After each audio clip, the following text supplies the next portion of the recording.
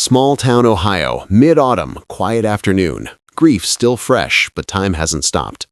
I never like silence, not the kind that comes after a funeral anyway. It's too heavy, like someone turned the volume down on life itself. The house still smelled like my son, detergent, coffee, and that minty cologne he'd always overuse. His shoes were lined up by the door, perfect as ever, waiting for feet that would never return. I told myself I came back just to clean. That's what people do after death, right? They clean, they fix things, they pretend order can undo loss. But I wasn't fooling anyone, least of all myself. I wandered into his study. Dust had already started to settle on the trophies, the framed degree, the bookshelf alphabetized in a way only he could justify. A box sat on the desk, sealed with masking tape and labeled in his handwriting, "For legal purposes." My chest tightened. It wasn't addressed to anyone, just that. No dad, no "to be opened after." Nothing. For a long minute, I just stared at it. The ticking clock on the wall was the only sound in the room. I thought about calling his lawyer, but my hands moved on their own. I tore the tape. Inside were a few papers, a flash drive, and a small white envelope that said, "Will." My throat went dry. I sat down and unfolded it. The first line hit me like a punch. "This is the last will and testament of Ryan Carter." That was my son's name. By the time I reached the end of the page, I was laughing. Not the kind you can control, but the kind that cracks something open inside you. Because my name wasn't on it. Not as next of kin, not as executor, not as heir. Everything, the savings, the car, the house, was left to Cooper. I laughed until my chest hurt, then I stopped, because I remembered what Cooper was. Cooper wasn't a person. Cooper was a dog. My son's golden retriever. I read the line again, just to be sure. I leave all assets, property, and funds to Cooper, under the guardianship of Mr. Nathan Ellis, attorney. The attorney, not me. I don't know how long I sat there staring at that piece of paper. I wanted to think it was a joke, one of Ryan's absurd, sarcastic jokes. He used to say, "If I die first, just give everything to Cooper. At least he listens." I used to laugh at that. I'm not laughing anymore. Cooper's nails clicked against the wooden floor, echoing down the hallway. Then the dog appeared in the doorway. Golden fur, big eyes, tail still. He just looked at me, head tilted, like he was trying to read my mind. I said, "You're a rich man now, huh?" No wag, no bark, just that same stare.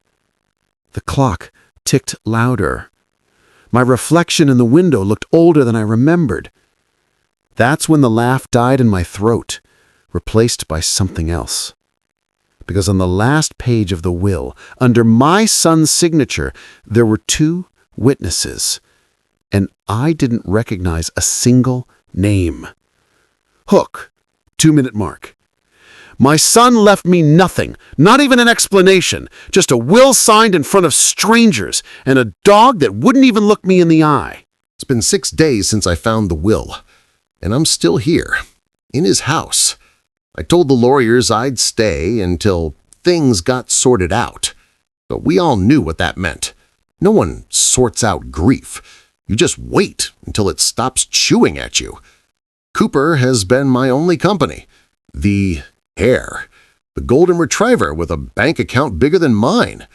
Every morning, he sits by the door at exactly 7:30, tail thumping once, twice, waiting for something that never comes. My son used to take him running at that time. Same route, same music in his earbuds. Cooper still listens for footsteps that won't ever return. Sometimes I whisper, "He's not coming, buddy," but the dog doesn't seem to believe me. The house feels wrong now, like it belongs to the dog more than me. I still move quietly, half expecting to be told I'm touching something I shouldn't. Yesterday, I went into Ryan's office again.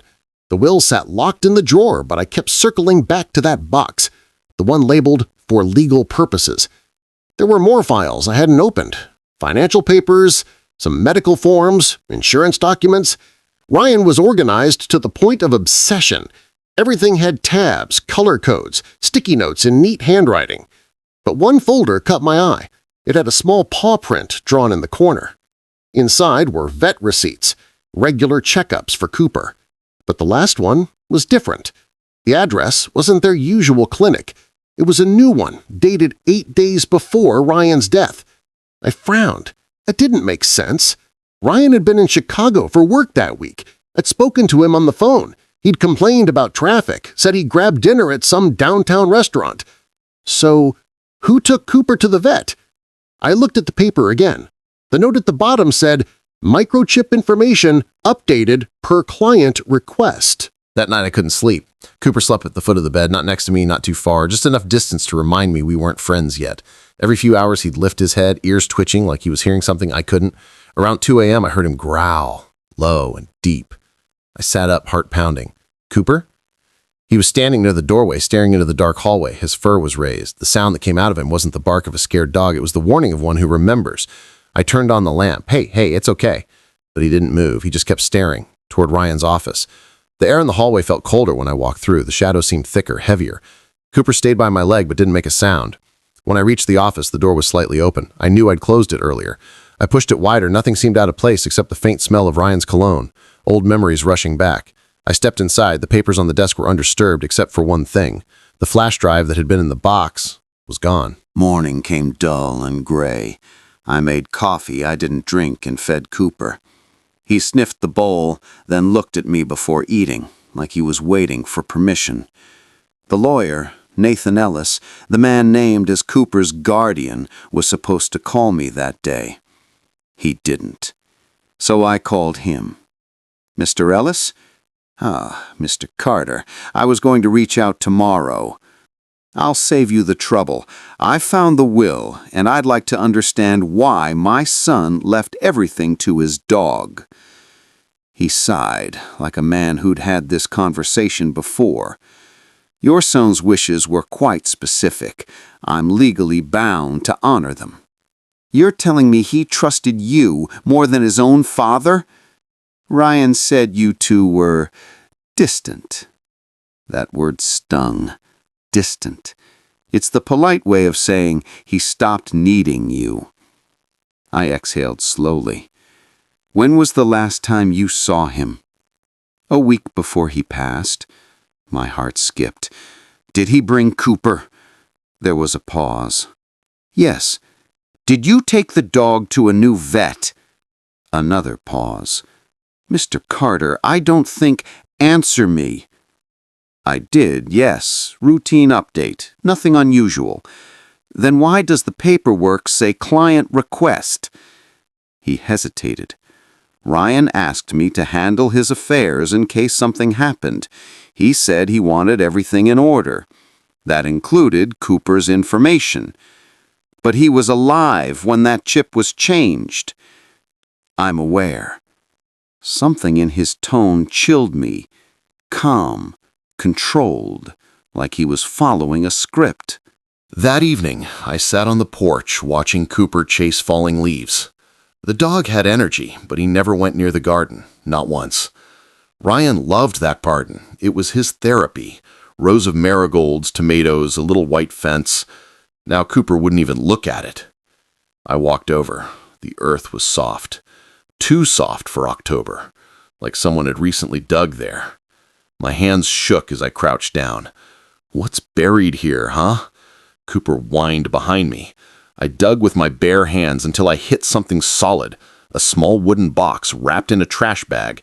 My chest felt tight as I unwrapped it.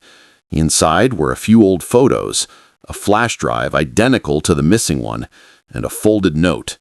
The handwriting was Ryan's. If you're reading this, it means I was right. Don't trust anyone, not even Ellis. Cooper knows. I dropped the paper. The sound of a car engine outside made me turn, headlights sweeping across the front window. A black sedan parked across the street. No one got out. Cooper growled again. I whispered, "You know something, don't you?" He looked at me, eyes reflecting the porch light, and for the first time I felt like the dog pitied me. 2 nights later, I went to the new vet's clinic. It was on the edge of town, small and too quiet. The receptionist looked nervous when I mentioned Cooper's name. "Do you have an appointment?" she asked. "No. I'm his guardian. The word tasted bitter. She typed on her computer, frowned. Strange. The file's been locked. Only Mr. Ellis has access. I leaned forward. Why would a dog need locked records? She swallowed hard. Because the update wasn't just about a chip. It included secondary ownership information. What does that mean? It means someone else besides Ryan was listed as having rights over Cooper. My stomach dropped. Who? She looked around, lowered her voice. I could lose my job. Please. She turned the monitor slightly. The name glowed on the screen. Nathan Ellis. I drove home in silence, heart pounding so hard I could hear it over the engine. When I pulled into the driveway, Cooper was waiting by the porch, tail low, eyes wide. I sat beside him, my hands shaking. They changed your file, didn't they? Someone made you part of something. The dog pressed his head against my leg. I'd never seen him look so human. That night, I opened the flash drive I'd found buried in the garden. There were 3 files. One was a video. I clicked play. Ryan sat in his office, looking tired but calm. Dad, if you find this, I need you to listen carefully. Ellis isn't who he says he is. Cooper's chip, it's not just an ID, it's a code. There's money, a lot of it, hidden in accounts I never opened. And if you're seeing this, he's probably coming for it. The screen flickered. Static. Then black. I stared at the monitor until my reflection became clearer than the image. My face looked like a stranger's. That's when my phone buzzed. Unknown number. I answered. A calm voice said, Mr. Carter, you shouldn't have opened that file. The line went dead. Someone had been updating Cooper's information after my son was already gone. And now, whoever they were, they knew I was watching. The morning after that call, I didn't sleep. I didn't even try. I sat at Ryan's desk, the same one Cooper kept growling at, staring at the computer screen, waiting for something, anything. But there was nothing new. The video ended in static. No clues, no files I hadn't already opened. Only that single sentence in my son's handwriting still echoing in my head. Ellis isn't who he says he is. I leaned back, rubbing my temples. Then who the hell are you, Nathan? Cooper lay by the window, ears twitching every time a car passed. The black sedan hadn't returned since last night, but the feeling of being watched hadn't left. It clung to the air like smoke. I got up, deciding I'd go through every drawer, every cabinet, every file Ryan left behind. I didn't care how long it took. The house was too quiet. Every creak of the floorboards sounded like a whisper. I started in his bedroom. Neat, almost staged. Shirts arranged by color. Drawers full of folded receipts, sticky notes, pens lined like soldiers. But one envelope stood out, wedged behind the bottom drawer like it had fallen through. I pulled it free. The corner was torn, paper slightly damp. Inside were photographs. I froze. There was Ryan, smiling, head tilted, eyes squinting from sunlight. He looked alive in a way I hadn't seen him in years. His arm rested around someone, a woman. Her face was cut off every time, either turned away or sliced by the frame. And in every single picture, there was Cooper. Same color, same warm coat. But the background wasn't Ryan's house.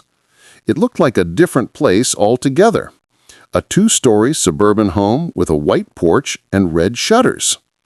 My chest tightened. These weren't old photos. I could tell by the tattoo on Ryan's arm, the one he got last year. So who was the woman? And why the hell were these photos hidden? I spread them across the desk under the lamplight. The dates printed on the back were recent, 3 weeks before Ryan's death. I felt my mouth go dry. He hadn't mentioned anyone new. No girlfriend, no friends outside work. He barely even posted online. After his mother died, he had become quiet. And yet here he was, looking like a man in love. One photo stopped me cold. Ryan was sitting on the steps of that same red-shuttered house. The woman beside him was holding a mug, her hair falling forward. Even though her face wasn't visible, something about the way he looked at her, soft, familiar, it felt intimate. Cooper sat between them, head resting on her knee. I turned the photo over. A date, again. This time, October 6th. That was 2 days before the accident. I grabbed my phone and called the photo store listed on the back of one print. A tired-sounding guy answered. "Fairlight Prints, this is Sam." "Yeah, hi. I'm calling about some photos. I think they were printed at your store a few weeks ago. The receipt says Fairlight." "Sure, what's the order number?" I read it aloud. He typed for a few seconds. "Okay, yeah, I see that. Big order, glossy finish, real high-res stuff." My heart sped up. "Can you tell me who placed it?" I probably shouldn't give out client names, sir." "I'm family," I cut in. "My son, Ryan Carter, he passed away." "Oh, I'm sorry to hear that." He paused. "But that's weird." "What?" "These photos weren't ordered under that name." The air seemed to disappear. "What do you mean?" "It says Mark Carter. That's you, right?" My grip on the phone tightened. "What did you just say?" "The order was placed under your name, sir. Paid in cash 2 days before the date on the prints." I sat there staring at nothing. My mouth wouldn't move. 2 days before the accident. Someone had printed those photos using my name. That night, I poured myself a drink for the first time in 6 months. The glass clinked against the table. Cooper lay near the fireplace, eyes fixed on me. It was unnerving, like he understood everything. I whispered, "Did you know her?" He tilted his head. The silence pressed harder, filling the room. I picked up one of the photos again. The woman's half-cut face felt almost deliberate, like someone wanted to erase her. I thought about the microchip, the new vet, the lawyer, the will. Pieces of a puzzle that didn't fit, but you could tell they belonged to the same box. The next morning I decided I needed to see that house. I spent an hour online cross-referencing the red shutters, porch design, and house number barely visible in one photo. Finally, a match. About 40 minutes away, in a small town called Maple Creek. I didn't think twice. I grabbed my jacket, whistled to Cooper, and drove. Maple Creek looked like something out of an old movie. Wide streets, sleepy porches, Halloween decorations still hanging in mid-October wind. When I turned onto the address I had found, my stomach dropped. There it was. The same red shutters, the same porch, even the same garden chair from the photo. But the house looked vacant. Curtains drawn, mailbox overflowing. I parked across the street and sat for a while, watching. A woman walked by with groceries. I rolled down my window. "Excuse me, the people who live there, do you know them?" She squinted. "That place? Been vacant for months. Some lady used to rent it, left real sudden, never came back." "Do you remember her name?" She frowned, thinking. "Something with an A. Angela? Amelia? She had a dog, though. Big golden one." I felt my throat tighten. "Is it this one?" I pointed to Cooper in the passenger seat. Her eyes widened. "Yeah, that's him. Used to see them walking every morning."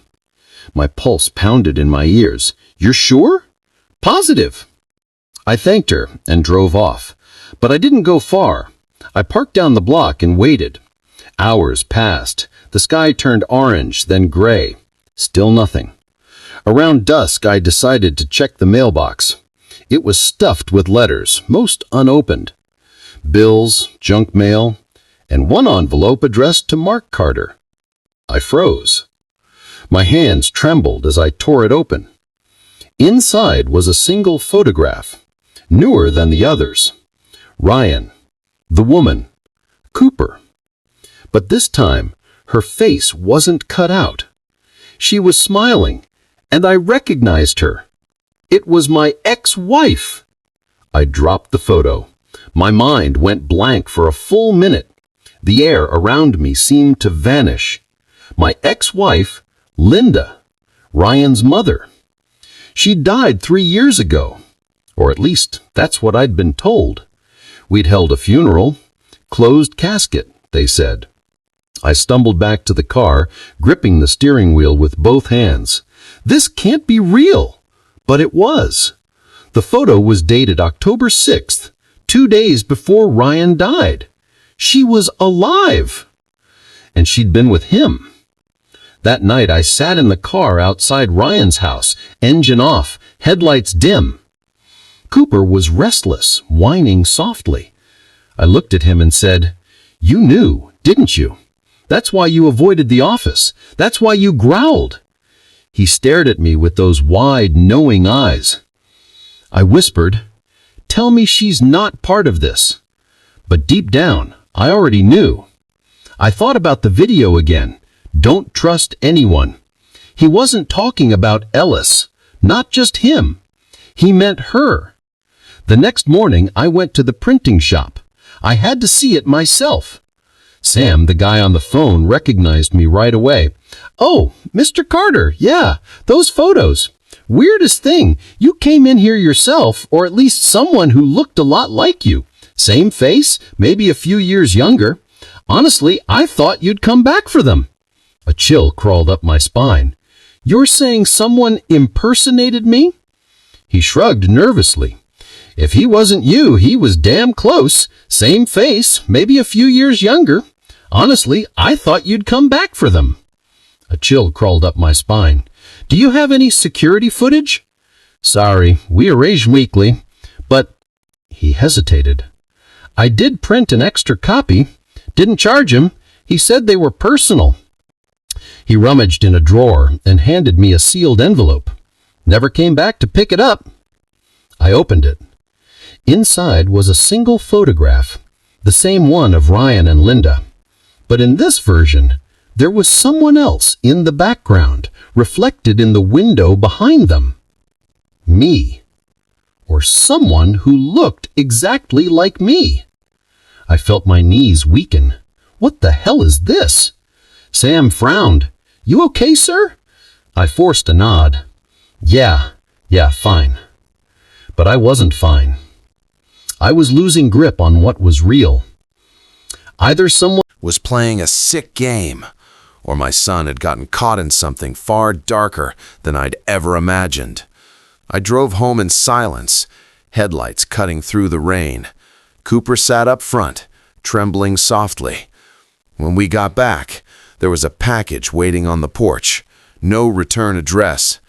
Inside, another photograph. This one of me, asleep in Ryan's house, taken last night. And on the back, in messy handwriting, "Stop digging, Mark. She's closer than you think. Hook, end of Arc 3. The photos weren't printed by my son. They were ordered under my name, and whoever's behind them, they know where I sleep." Uneasy silence. I didn't sleep that night. Every time the wind pressed against the windows, I heard Cooper's nails click against the wooden floor, slow, deliberate, as if he was tracing steps that didn't belong to me. The house still smelled like my son, his cologne, his laundry detergent, that faint scent of burnt coffee from the mornings he used to rush out the door. I stayed in his chair until morning, staring at the desk Cooper wouldn't let me near. The drawer was locked, and the dog would growl, low and guttural, every time I reached for it. At sunrise, I stepped outside with him. The neighborhood was painfully normal. Kids riding bikes, sprinklers hissing, birds cutting through the fog. Yet I felt eyes on me. Across the street, Mrs. Kellen was watering her roses. She was my son's neighbor for 5 years, a widow in her 60s, polite but private. That morning, she didn't wave. She just looked. Then, softly, she said, "You're staying now, aren't you, Mr. Reed?" I nodded. She paused, lowering her watering can. "You know my son's neighbor, Mrs. Kellen?" She said, "You're staying now, aren't you, Mr. Reed?" "Yes." "That dog of his, he still barks at the garage, doesn't he?" Something about the way she said "still" made my chest tighten. Mrs. Kellen's story. Later that day, I crossed a street. Cooper followed, stopping at her fence as if remembering something. Mrs. Kellen invited me in. Her living room smelled like cinnamon and old books. Family photos covered every wall. Children, grandchildren, a husband long gone. She poured coffee, but didn't drink hers. She just stared into the cup and said, "The night it happened, I heard shouting. Not loud enough to call the police, but angry. And it wasn't just your son's voice." I froze. "You mean someone else was here?" She nodded slowly. "I know your voice, Mr. Reed. I've heard it enough over the years. But there was another man, younger. I couldn't see him. The lights were off, blinds drawn, but Cooper barked for almost an hour." Her eyes softened. Then silence. Around midnight, a car left. I didn't see who was driving. My fingers tightened around the coffee mug. "Did you tell the police this?" "She said they said I was mistaken, that your son had been alone, that it was an accident." She said the word accident like it didn't belong in the sentence. When I left her house, I looked back at my son's place, and for the first time, it didn't feel like home. Missing hours. That night, I tried remembering the evening before the accident, the last time I'd spoken to my son. We'd argued about money, about his career, about me holding on to the past. I'd hung up before he could say goodbye. But Mrs. Kellen said she'd heard my voice that night. How? I replayed every conversation in my mind, every voicemail, every text. My phone showed no calls. At 11:48 p.m., though, a missed call, no number, just unknown. When I tapped it, the screen glitched, then froze. Cooper barked from the living room. I walked in and found him staring at the window, tail stiff, ears low. Outside, the garage light flickered once and died. The garage. By morning, I couldn't resist. I took Cooper's leash, went outside, and opened the garage. The air inside was heavy, a stale mixture of oil, metal, and something faintly sweet, like soil after rain. Cooper whined and backed up. I stepped forward and saw faint claw marks near the corner, fresh scratches against the concrete. Beside them, half buried in dust, was an old shovel. Its handle was worn smooth, but the blade looked recently cleaned. I picked it up. Cooper barked once, sharp, warning. Something told me the dirt on that shovel didn't come from the garden. The police called it an accident, but Cooper saw everything, and that dog wouldn't stop digging. Digging truths. I followed him to the yard, to the spot near the old willow where the grass grew unevenly. Cooper started pawing the soil, whining. I dug a little, not much, just enough to loosen the earth, and my shovel hit something solid, metal. It wasn't a box this time. It was a piece of a license plate. My son's car had been declared totaled, burned beyond recognition. But this wasn't from his car. The number didn't match. "Whose car was this?" I whispered. Cooper sat beside me, eyes fixed at the hole. He gave one low bark, then another, slow, deliberate, like an answer. The phone rang inside. I ran in, unknown number, again. This time, I answered. "Mr. Reed." A man's voice, calm, too calm. "Stop digging." "Who is this?" "You don't want to find what's left down there." Then the line went dead. The timeline. I went back to Mrs. Kellen's that afternoon. She opened the door before I could knock, as if she'd been expecting me. "You got a call, didn't you?" "How did you?" "Because I did too." She showed me her phone. Same number, same time. Unknown caller. Her voice shook as she said, "They told me not to talk to you again, that what happened to your son wasn't meant to happen." "Who are they?" She looked toward my house. "Whoever's been in your garage at night." That night, I stayed awake, with the lights off. Cooper didn't sleep either. At 2:17 a.m., I heard footsteps on gravel. A shadow passed the window, tall, moving fast. Cooper growled, low and deep. Then, silence again. When I stepped outside, the garage door was slightly open, and the shovel was gone. By dawn, I was shaking, from anger, from exhaustion, from the weight of things that no longer made sense. I sat on the porch, holding Cooper close, whispering to the air. "Tell me, boy, what did you see?" The phone buzzed again. Same number. I answered without hesitation. This time, the voice wasn't calm. It was almost whispering. "Mr. Reed, you're digging in the wrong yard." "What?"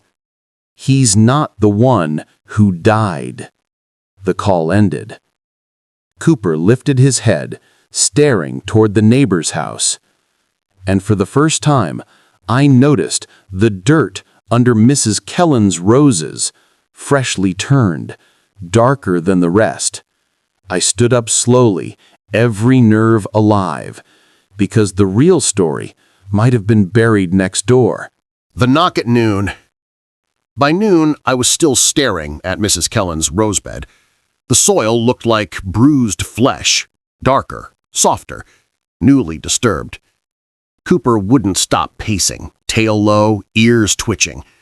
Every few seconds, he'd glance toward her fence and let out a faint growl. Then came the knock.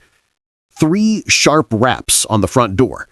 Firm, rhythmic, practiced. I opened it to find a man in a tailored gray suit, holding a leather briefcase and a tight smile. "Mr. Reed, I'm Alan Phelps, your son's attorney."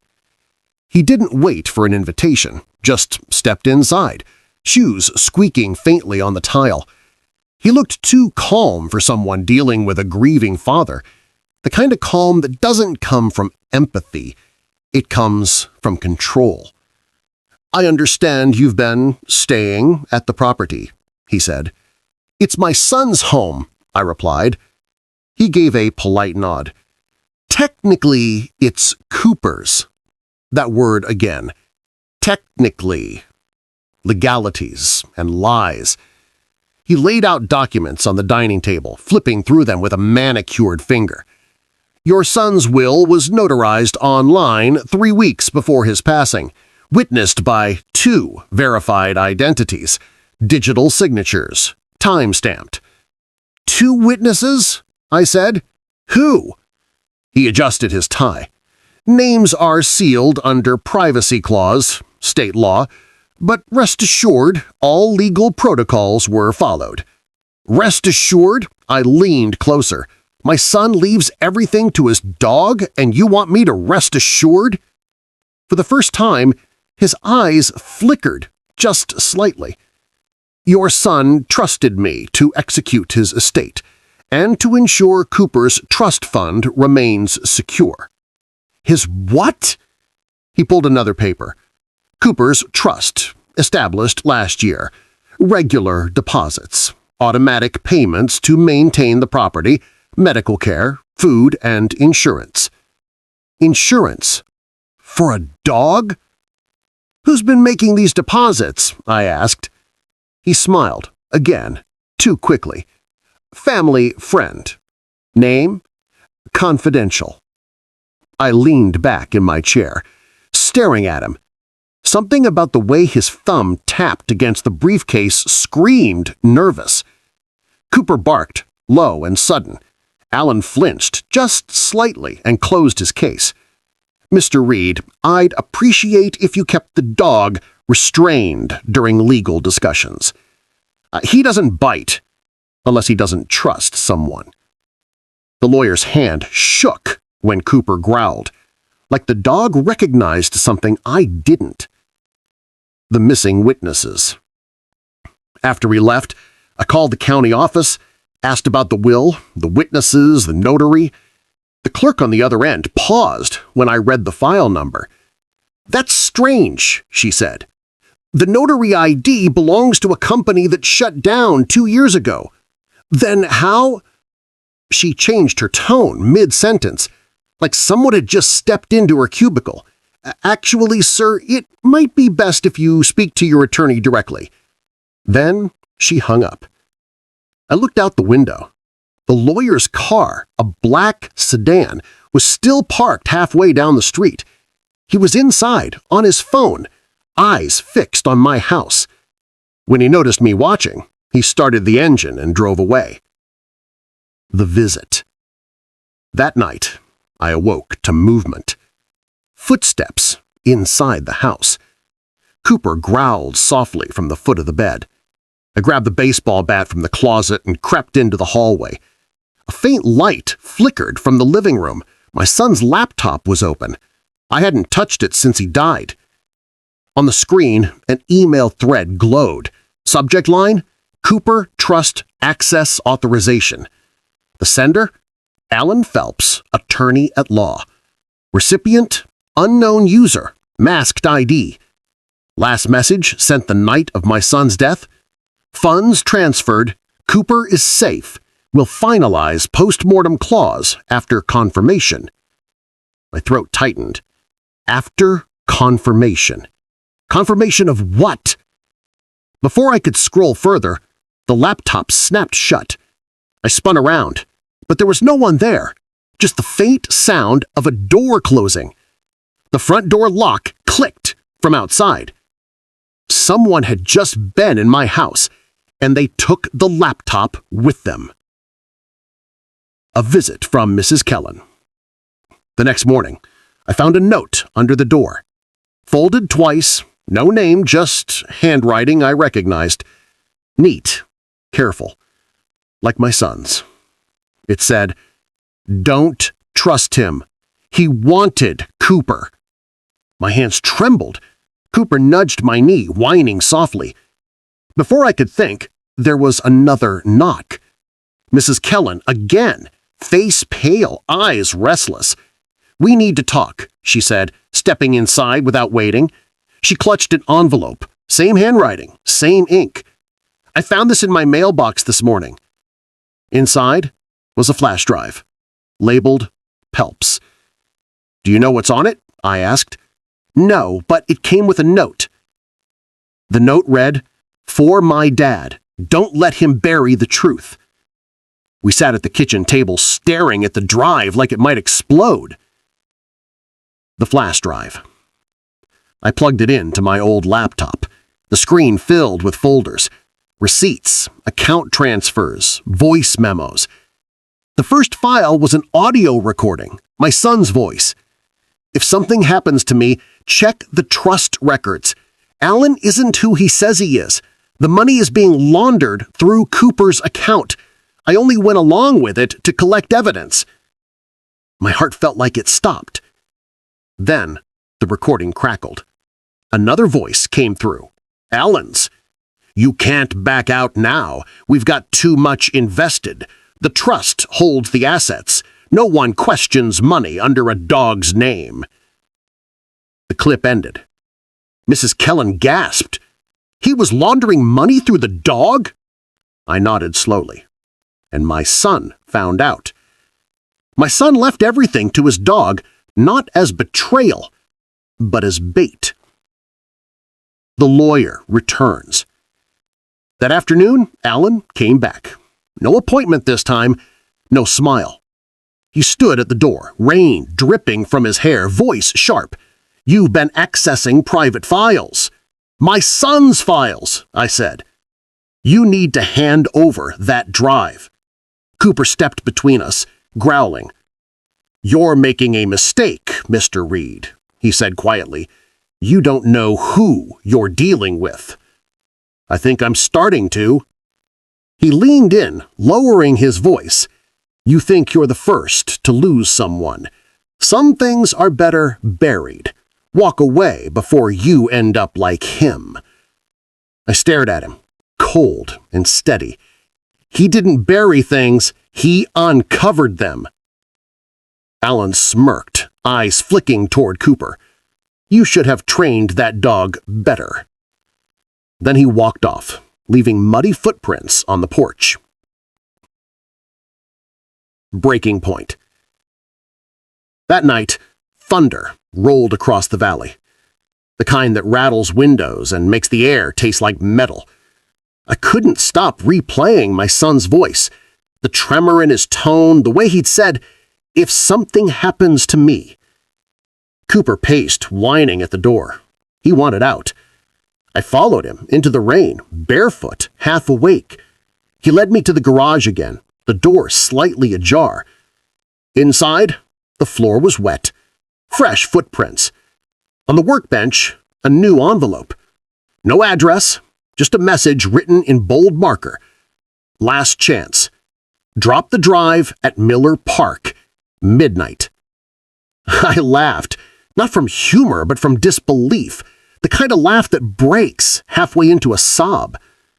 They wanted the drive back, which meant it held something that could ruin them. The drop. That minute, that midnight, I drove to Miller Park. Empty lot, flickering lamps, the smell of wet earth. I parked near the baseball field, engine idling. Cooper sat beside me, whining softly. A car pulled up across the lot. Same black sedan. Alan stepped out, holding an umbrella. He raised his hand. "Do you have it?" "First you," I said. "Tell me what happened to my son." He sighed. "He found the accounts, threatened to expose us. We tried to scare him. Things got out of hand." "Us?" "You don't want to know who else is involved." He extended his hand again. "Give me the drive and I'll make sure you and the dog live comfortably. That's what your son wanted, after all." Lightning flashed. Cooper growled. "He wanted you exposed," I said. Then headlights flared behind me. Another car pulling in. A woman stepped out, holding a badge. "FBI. Drop it, Mr. Pelps." Alan froze. I turned and saw Mrs. Kellen behind Her. She looked at me, tears glistening in the rain. "Your son came to me before he died, told me everything. I called them the moment you found the drive." The arrest, Alan didn't resist. He knew it was over. As they cuffed him, he glanced at me, eyes hollow. "You think this ends with me? You have no idea how deep it goes." The agent led him away. Cooper barked once, loud, defiant, as if to seal the moment. I stood there, soaked, shaking, clutching the flash drive like it was the last piece of my son I'd ever hold. My son's dog had a bank account, and someone was still making deposits. Aftermath. Back home, I sat in the same chair where it all began. The rain had stopped. The house felt lighter, though emptier somehow. I opened the last folder on the drive, finalstatement.txt. My son's words appeared on screen. If you're reading this, Dad, it means they found me first. I left everything to Cooper because he's safer than any of us. The trust will keep you protected too, as long as you never stop asking questions. I closed the laptop and looked at Cooper. Guess it's just us now, boy. He wagged his tail once, then rested his head on my knee. Just as I was about to turn off the lights, my phone buzzed. Unknown number. Again. I answered. Silence. Then a voice. Female. Calm. Mr. Reed, you should have checked the second account. Who is this? The one your son didn't tell you about. The line went dead. I looked at Cooper, and for the first time, he didn't look scared. He looked ready. The night stretched endlessly. The wind outside pressed against the windows like a living thing, groaning, whispering. I couldn't sleep. That voice, the one your son didn't tell you about. It looped in my head like a curse. Cooper sat by the door, alert. His eyes followed every shadow, every creak of the house. He wasn't trembling anymore. It was as if he was waiting for something. The message. At 2:47 a.m., my phone lit up again. Unknown number, no name, just a message. Look beneath the willow. No address, no context, just those words. There was only one willow I knew. The one behind the barn where my wife used to sit during summer evenings reading. Where we buried Cooper's first toy. Where my son had carved our initials into the bark years ago. A strange shiver ran through me. I grabbed a flashlight. The walk. The night was soaked in fog. Each step toward the willow felt heavier, as if the ground resisted me. The flashlight flickered. Cooper trotted ahead, tail stiff, nose low. When I reached the tree, I froze. Someone had been here. The soil beneath the willow was freshly disturbed. I knelt, brushed my fingers over the dirt, cold, damp. The smell of earth and rot. A piece of something pale was half buried in the soil. Not bone, but paper. I pulled it free. It was a photograph. My son, the same woman, the same dog, Cooper. But the background wasn't familiar this time. It was my backyard. My throat tightened. The timestamp on the photo read 2 days before the accident. The discovery. I started digging. Hands, shovel, anything I could use. An inch, 2, then a plastic edge hit metal. A small lockbox, rusted, heavy, the kind my wife used to keep her letters in. I took it inside, wiped it clean, forced it open. Inside, a flash drive, a note in my son's handwriting, and a small key engraved with the number 213. The note said only one line. Dad, if you're reading this, it means she found me. The flash drive. The computer hummed as I plugged it in. A folder appeared instantly. No password, just one file. Footage.mp4. It opened to shaky camera footage. My son, sitting in his car, recording himself. If anything happens to me, don't believe what they tell you. She's not who she says she is. And Cooper knows. He turned the camera, showing the woman's silhouette near the porch, half hidden in the dark. She was standing perfectly still. Then the video glitched. The audio crackled. She said, "You'd come looking for me, Dad. Don't!" Static. The file ended. The motel key. The key had 213 on it.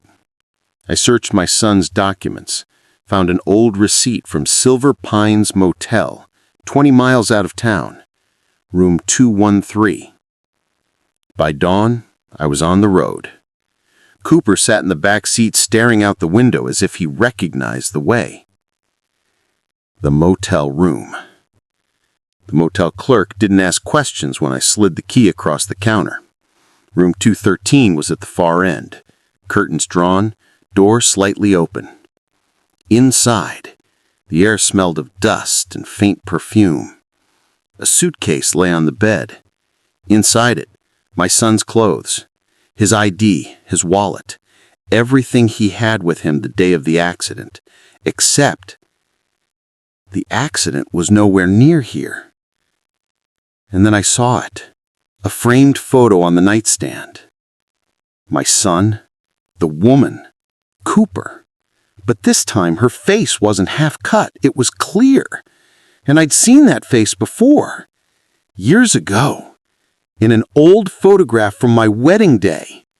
Standing behind my wife, a bridesmaid, a woman we never kept in touch with. Her name was Mara. The clerk's story. I went back to the front desk, photo in hand. I asked her, "Did you see her?" The clerk nodded. "Yeah, she stayed here with him. They came by a few times. Nice dog, quiet folks." "When was the last time you saw them?" He frowned, counting days. 3 nights ago? She checked out alone, said she was heading to Willow Creek Cemetery. My pulse spiked. The cemetery. By evening I was there. Gravel path, empty field, the willow trees swaying like ghosts in prayer.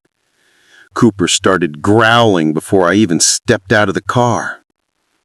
Under the biggest willow was a fresh grave. No headstone, just a wooden cross, and a small plaque that read, "Reserved Reed." My breath caught. Before I could move, my phone buzzed again. Unknown number. Text message. "You were never supposed to dig." I looked up. A figure stood at the far edge of the field. Woman. Still. Watching. Mara. The confrontation. I shouted her name. She didn't move. Just smiled. That slow, deliberate smile that made my stomach twist. "Where is she?" I demanded. "Where's my son?" She tilted her head. "Right where he wanted to be." "What do you mean?" "He came looking for her, too." Then she turned and started walking away, fading into the fog. Cooper barked, growled, then suddenly whimpered, backing away from the grave, tail between his legs. I dropped to my knees, brushed aside the dirt. Under the wooden cross, something glinted, metal. The same kind of locket my wife used to wear. I opened it. Inside was a photo of my wife, my son, and Mara, all smiling. And behind them, carved faintly into the wall of the house, a new set of initials, M+R. That night, I watched the video again. This time, frame by frame. At the very end, in the static, a reflection on the car window showed something behind my son. A woman's face, but not Morris. It was my wife's, dead 15 years. And then I noticed the timestamp glitch. The footage wasn't from before the accident. It was from yesterday. Cooper whined softly, staring at the screen. I whispered, "What the hell did you find, son?" The footage wasn't from before the accident. It was from yesterday. For a full minute, I couldn't move. Just the frozen image of Cooper staring straight into the camera filled my screen. His fur matted with dirt again, nose pressed against the same willow tree we dug under days ago. But in the corner of the frame, someone else was there. A shadow. Human. Moving. I paused the footage, zoomed in.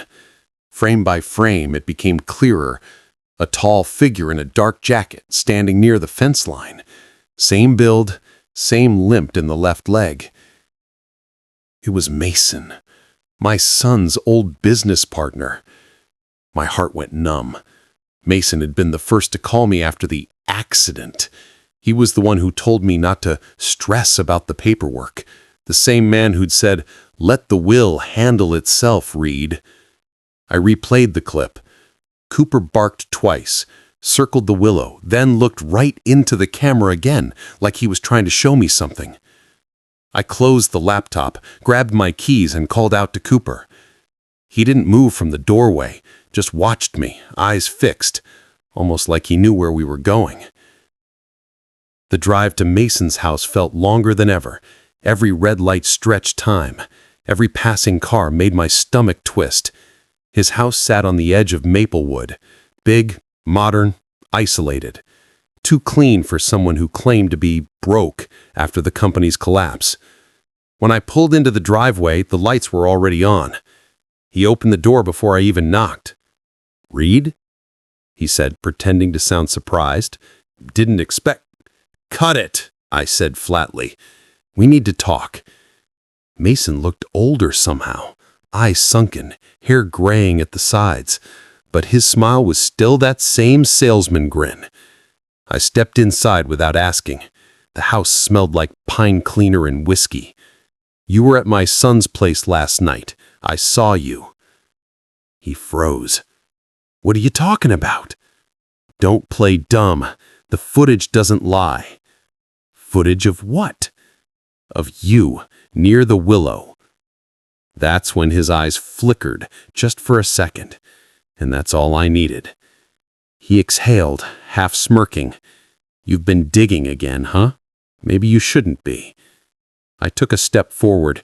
"You forged the will, didn't you? You made it look like he left everything to the dog." He chuckled, a hollow, tired laugh. "You think I needed to? Your son was smarter than both of us. He knew what he was doing." "Then why the hell were you there last night?" He didn't answer. Instead, he walked over to his bar, poured himself a drink, and said quietly, "Because someone else was there first." That line landed like a punch. I tried to read his face, but Mason wouldn't look at me. He took a sip, then muttered, "Your son didn't trust me. Hell, he didn't trust anyone. But he wasn't stupid. He had backups, accounts, footage, keys. You think that dog's microchip was just for show?" I blinked. "What are you saying?" "He's saying Cooper wasn't just a pet. He was part of the system." My throat go dry. He continued, eyes distant now. "The chip's GPS wasn't only tracking the dog's location. It was linked to the trust's online security layer, two-factor authentication. No one could access the money or files without the dog being scanned nearby. Genius, really." "So you tried to get to Cooper?" He smirked. "You think I'd kill a dog for a password?" I stared at him. The silence said enough. He leaned closer. "Your son didn't die because of a car accident. He died because he wouldn't hand over access, and whoever was behind it, they're still looking for that code." I stepped back. "You expect me to believe that?" He shrugged. "You came here looking for answers. You got 'em." I turned toward the door and stopped, because Cooper was standing outside the glass patio growling low. Mason frowned. "You brought the damn dog?" I looked back at Mason and saw his hand reaching slowly under the counter. I didn't think, just moved. The glass shattered as I dove sideways, and Cooper lunged through the door before I could react. There was chaos, a bark, a shout, a struggle, and Mason's drink hit the floor, spilling amber across the tiles. "Stop!" I yelled, but it was too late. Cooper was between us, snarling, teeth bared. Mason froze, both hands raised now, blood dripping from one palm, a small cut, nothing more. "I wasn't going to shoot," he yelled. "I was grabbing the USB." I blinked. "What?" He nodded toward the bar. A small drive sat half hidden under a coaster. "He left it here. The second account, it's all on there." I kept my eyes on him. "Move." He hesitated. Cooper growled louder. "Move." He backed away slowly. I grabbed the USB, pocketed it, and called off Cooper. Mason leaned against the wall, shaking. "You're going to get yourself killed digging into this. There's more to it than you think." I didn't answer, just walked out into the night, Cooper at my heel. At home, I plugged in the drive. One folder, labeled for Dad. Inside were audio logs, 8 of them. I clicked the first file. My son's voice filled the room, quiet, tired, but steady. "Dad, if you're hearing this, it means I didn't make it. I know you'll try to fix things. You always do. But don't, not this time. Just take care of Cooper. He'll lead you to the rest." I froze. The screen flickered again, and another file started automatically. "If Mason calls you, don't trust him. He's scared. They're all scared. There's another account under Cooper's name, but it's not money. It's evidence." My hands trembled. "Dad, I didn't leave you out of the will. I left everything to the one person who'd never betray you, even if he didn't understand a word you said."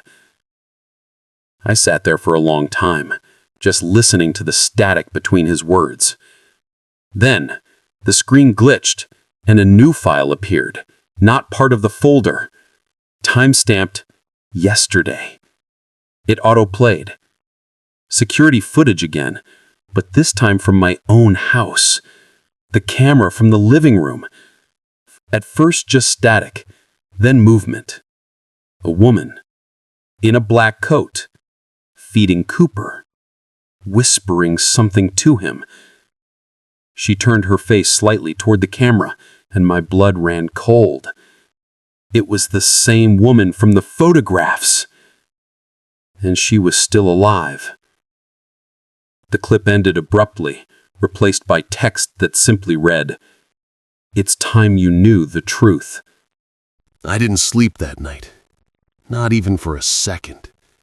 Every creak of the floorboards, every rustle outside felt like a whisper from the walls. Cooper stayed near the door, ears twitching. His eyes followed the hallway like he expected her to come back. I replayed the footage again and again. The woman's face, half shadowed, half lit, felt too familiar now. Her hair, the curve of her jaw, the way she bent to pat Cooper, it wasn't just random memory. I'd seen her before, and not in the photographs. Morning came gray and quiet. The kind of morning where light doesn't feel real, just another shade of guilt. I took my coffee to the porch and watched Cooper pace near the yard. He kept stopping near the fence, sniffing, whining softly. Then he looked at me, eyes deep, questioning. "What, boy?" I said. He barked once, then ran toward the woods behind the property. I followed. The grass was still wet with dew, the air sharp. Halfway down the trail, I saw it. Footprints. Small ones. Recent. They led to an old shed. I hadn't opened that shed since the funeral. My son used it for tools, fishing gear, junk mostly. The door was slightly ajar. "Hello?" I called out, stepping closer. No answer. Inside, dust, shadows, and the faint smell of smoke. Then I saw it. A half-burned envelope on the ground. I picked it up. The writing on it was barely legible, but I could make out 2 words. Not an accident. I felt the world tilt. My breath caught somewhere between disbelief and rage. Someone was playing games, and they were doing it inside my son's home, on my land. Then I heard it. Footsteps behind me. I turned.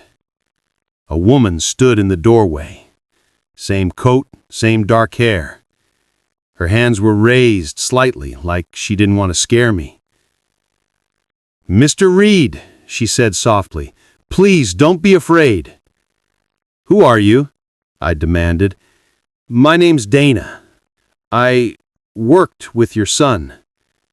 Her voice, it was calm, steady, but her eyes were tired, haunted. "Worked how?" I asked. She stepped closer, enough light catching her face for me to see a bruise near her temple. "He was investigating Mason and the offshore accounts. The trust fund wasn't just money, it was blackmail material." I stared. "You expect me to believe that?" Dana looked around, lowering her voice. "He found proof that their firm was laundering money. He was about to go to the feds. That's why they silenced him." My chest tightened. "Why the hell didn't you go to the police?" "I did," she said bitterly. "And guess what? They already knew. Mason's lawyer handled the paperwork. The will was part of the cover." My grip on the envelope tightened. "You were there that night." She nodded slowly. "He called me before he left, said if anything happened to him, I should find Cooper and you." "Me?" "Yes, he trusted you. He said you'd understand what to do when you found the drive." It was too much, too fast. The weight of months collapsed on me in a single breath. The guilt, the anger, the endless questions, all crashing into one truth. My son didn't leave me out of the will. He was trying to protect me. Dana looked toward the woods. "They're watching this house. Mason isn't working alone. He's scared, but not enough to stop." "How do you know?" "Because the footage you saw, the one from yesterday, that wasn't meant for you. It was meant for them. They're tracking the dog's chip." I felt ice crawl down my spine. "Then we're leaving," I said, "right now." Dana shook her head. "If you move, they'll know. The chip pings every 30 minutes. If the signal breaks, they'll come looking." "So what do you suggest?" She exhaled, pulling something from her pocket, a folded piece of paper. "Your son gave me this a week before he died. It's a key to a safe deposit box in town. Whatever's in there, he said it's the only way to end this." I took the key, feeling its cold metal bite into my palm. Cooper barked suddenly, sharp, urgent. We both turned. Through the trees, the SUV lights appeared again. They'd found us. "Get inside," I whispered. Dana froze. "They're early." "Inside!" We sprinted back to the house with Cooper barking like mad. The SUV doors opened and 2 men stepped out. Everything after that felt like a blur of noise, the slam of doors, Cooper's growls, my heartbeat roaring in my ears. By the time we reached the kitchen, Dana was pale, trembling. "They'll come through the back," she said. I grabbed the baseball bat from under the counter. Old habit, old defense. "Let them," I said quietly. "They want Cooper, they'll have to go through me." Then, silence. A long, heavy pause before the knock. 3 soft taps. Then a voice. "Mr. Reed, we just want to talk." I didn't move. Dana mouthed, "Don't!" The door creaked open slightly. A man in a suit stood there, hands empty, smile too calm. Sir, I'm from the firm. We're just here to retrieve company property. That includes Cooper's not property. He smirked faintly. Everything under your son's name is company property now. Get out. He sighed, glancing at his watch. Mr. Reed, this can go two ways. Before he could finish, Cooper lunged at him. The man stumbled back, and I slammed the door shut, locking it.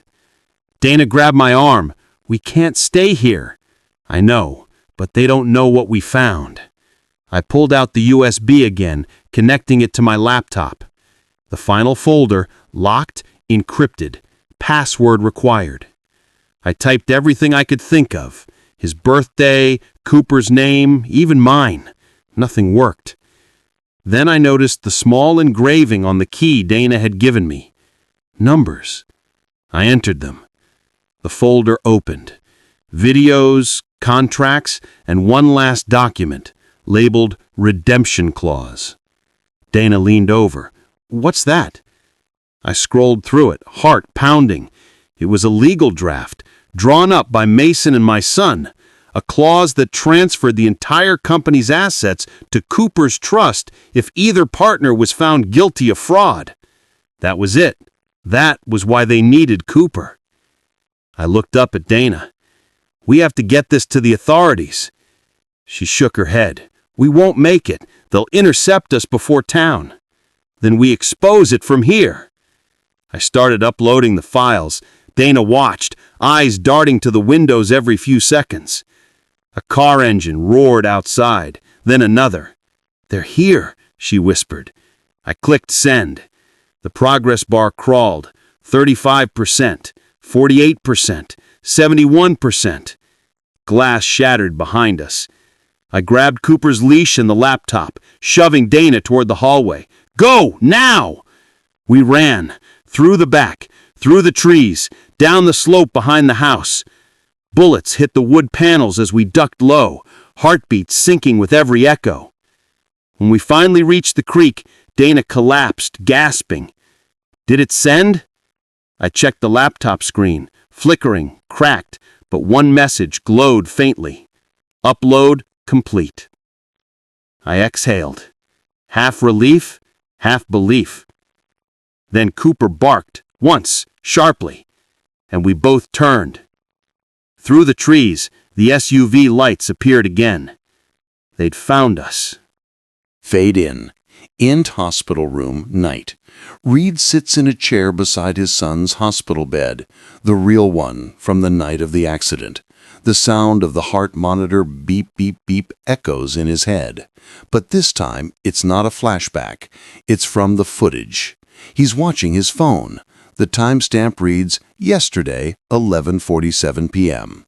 The footage shows a woman, the same one from the photographs, standing beside the bed, her face still partly hidden by her hair. She's holding something, a folder. Reed pauses the video, zooms in. The label reads, The Will, personal copy. He leans back, whispering to himself, he changed it. He changed the damn will. Int Reed's office, night. Reed lays out all the documents across the desk, the official will, the bank papers, the photos, and now the microchip info from Cooper's collar. Each piece fits into a puzzle, except one thing still doesn't align. Cooper's new microchip ID. It was updated under the name Dr. Alara Voss. Reed searches the name. Search result, Alara Voss, veterinary biotech researcher, Willow Grove Institute. The name hits him. Willow Grove, the same place his son used to mention. Ext Willow Grove Institute, night. Reed's car stops outside a half-abandoned research center. The sign is broken, vines curling around it. Cooper starts growling before the engine even stops. Reed, easy boy, we're just looking. He steps out. The wind howls through the trees. The willow branches bend as if whispering secrets. He uses a flashlight, following the path toward the main building. The glass doors are cracked. He steps inside. Int Willow Grove Institute continuous. The air smells of disinfectant and rust. Reed's footsteps echo down the hall. He shines the light across faded charts, cages, and old computer screens. One monitor flickers on, static, then shows camera feeds. Feed 1, empty hallway. Feed 2, research lab. Feed 3, hospital room, the same one from the footage. Reed freezes. The timestamp reads live. Reed, no, no, no, no. He leans closer, and there it is, Cooper, sitting in the corner of the hospital room now. Reed turns around.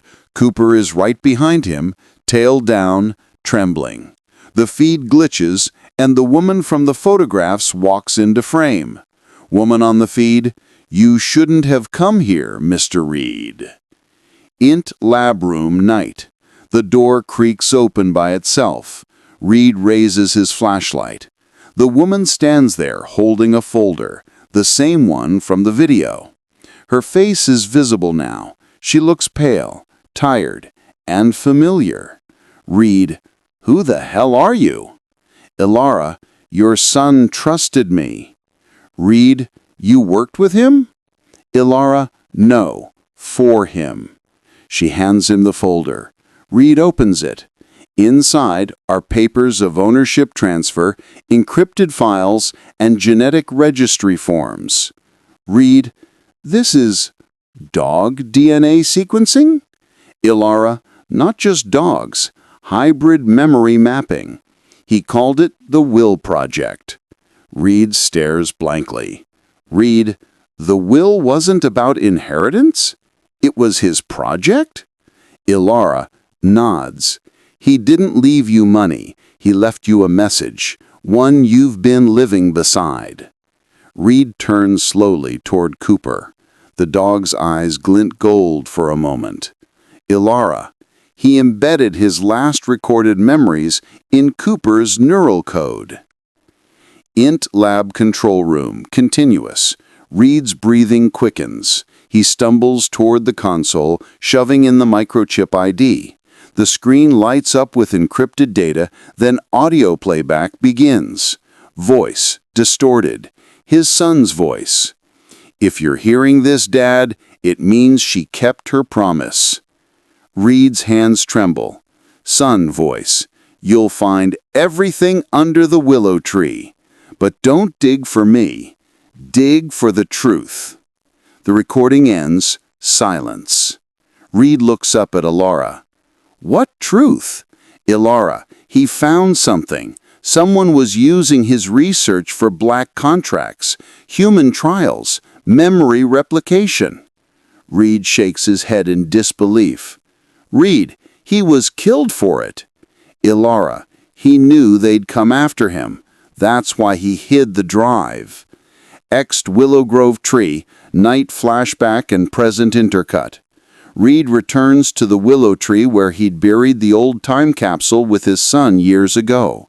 Cooper walks ahead, digging in the dirt. Flashback. A young boy, laughing, planting a tin box with his father. Present. The same ground now, trembling under Reed's shovel.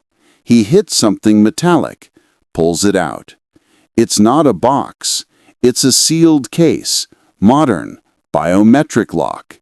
The label reads, Project Will, Iteration 9.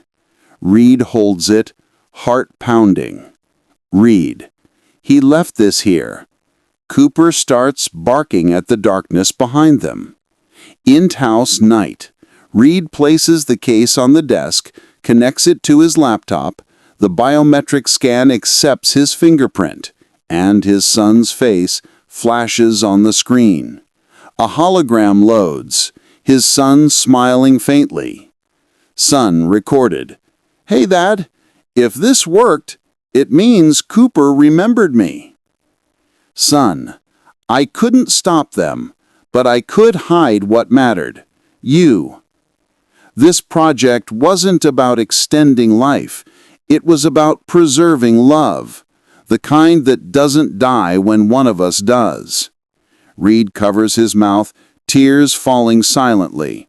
The hologram flickers. The final message appears. If you want the truth, go back to Willow Grove, room 209. Ext Willow Grove Institute, dawn.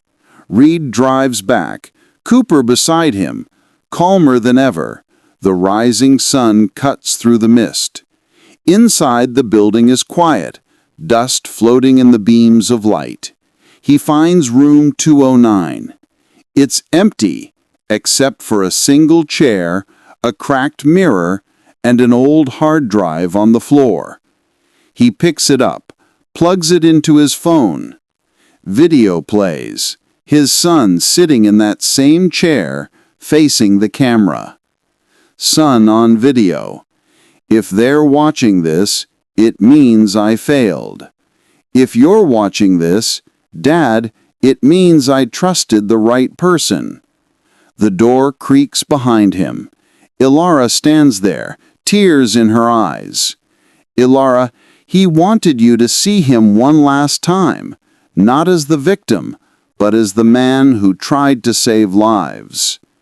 Reed can't move. The sound of his son's laughter echoes faintly, then fades away. Int house night. Later that night, Reed sits on the porch with Cooper. The willow tree sways in the moonlight.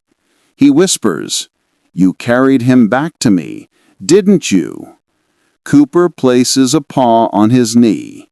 Reed looks out, voice breaking. "He didn't leave me a fortune. He left me a reason. The will's real meaning." Reed gets up to go inside. His phone buzzes. A new message. Unknown number.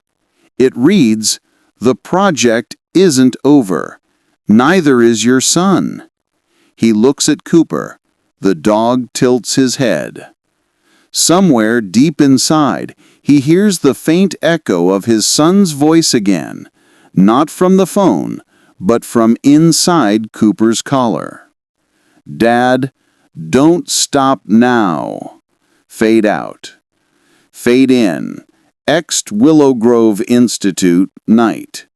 A cold wind rolls through the broken windows of the old building. The willow branches outside sway, whispering secrets in the dark. Reed stands in front of the entrance again, the same door he swore he'd never return to. But tonight, he's not looking for answers. He's here to finish what his son started. Cooper walks beside him, calm, purposeful. Reed, one last time, buddy. He pushes open the door. Institute hallway, continuous. The flashlight beam dances across peeling walls.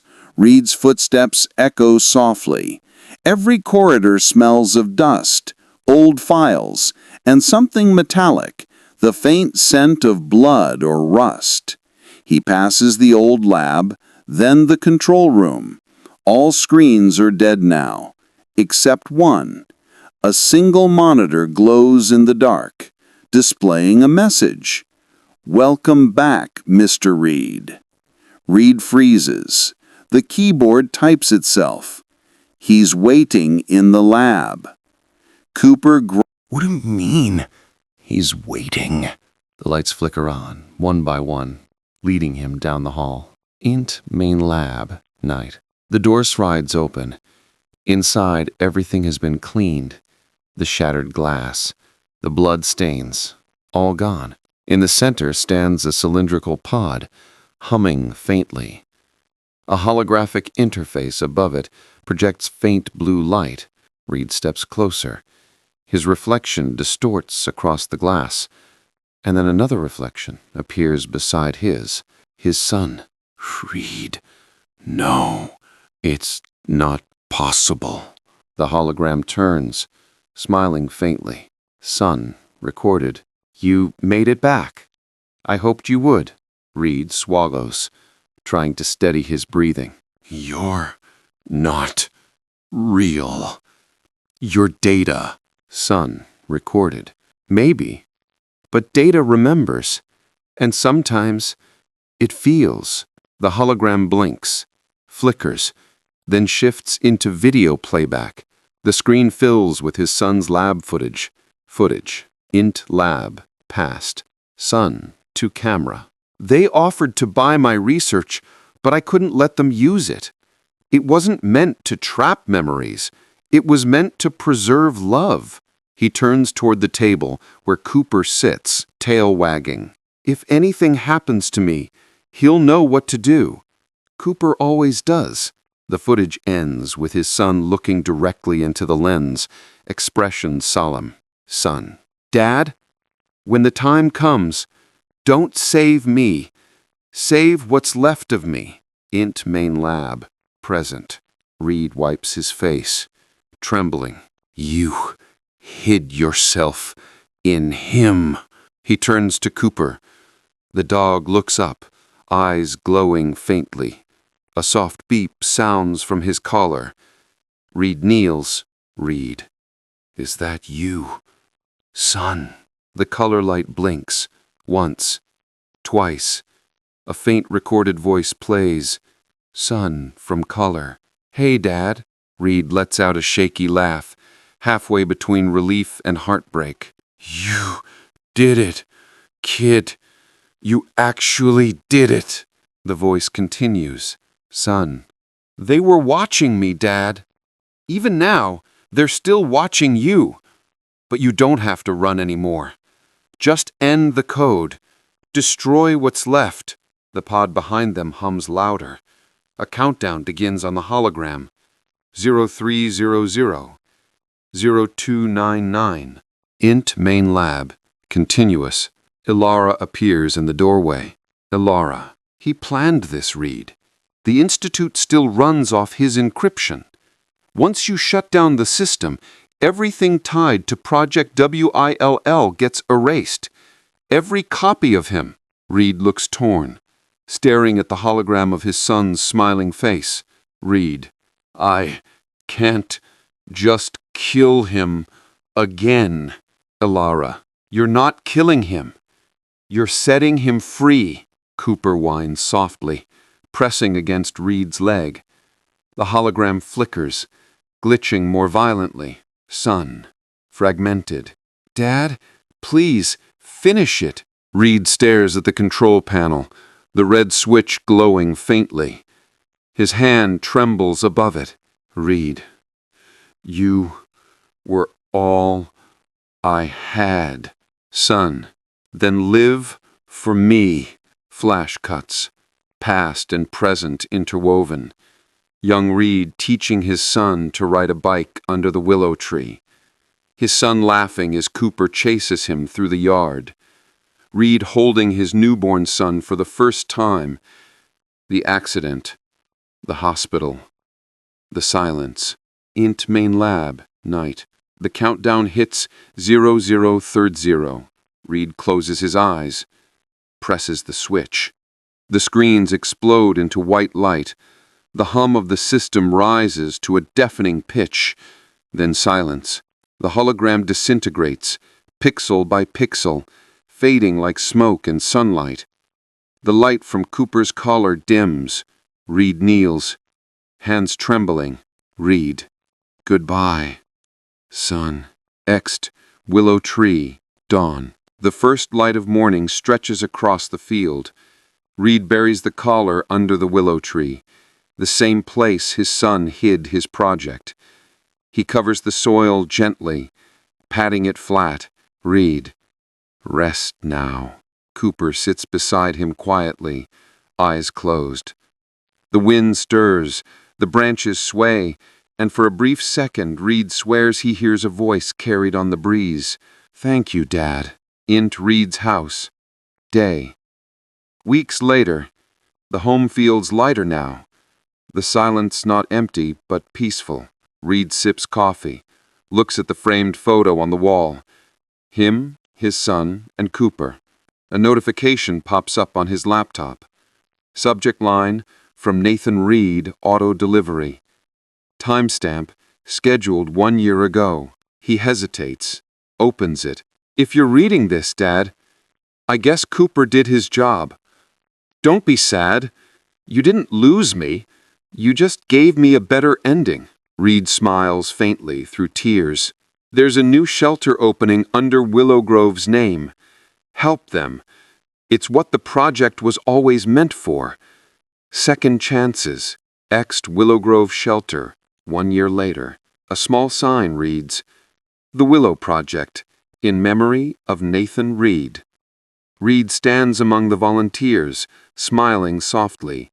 Cooper plays with children nearby, older now, slower, but happy. A boy kneels patting Cooper's head. Boy, he's smart. Feels like he understands everything. Reed. Smiling. Yeah, maybe he does. The wind rustles the willow leaves above them. Reed looks up, sunlight breaking through the branches. For the first time in years, he feels peace. Ending line. As the camera drifts away from the shelter, Cooper looks toward the trees, ears perked. A faint voice echoes, almost inaudible. I'm home, Dad.